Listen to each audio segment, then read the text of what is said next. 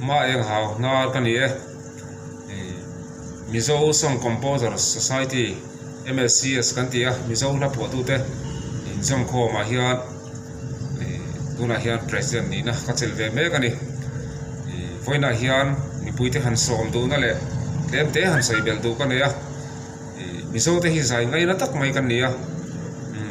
ko horina te bia ke na te kan thil ti khom na pia nga khuang nen guitar nen te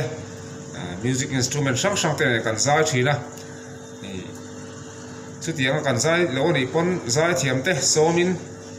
chu tiang chuan hun kan mang thina za hi kan ngai na em em a ama ro chu zai kan ngai na em em rol hian kan la sak thin phua tu te ngai lut na chang le za na hi kan nei lo khop ang reng maya chu wang chuan Mizorama la po tu te tuna hian mun sang sang tangin kan in tel khom to a tiang chuan la po tu te ham than na chi sang sang te po kan ma kan la chho me ka chu ta kan mala na pakhata ta na chuan tuna hian YouTube channel kan siam thara he kan channel hi en man la tak mai turania zai thiam te zai mai ba ka la phu ami te chanchin zoram mi puite kan hriat ngai lo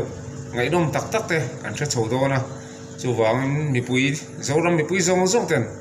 e channel mi lo subscribe pa mi no like mi lo share sak thre turin kan ngen cheu ni e kan ome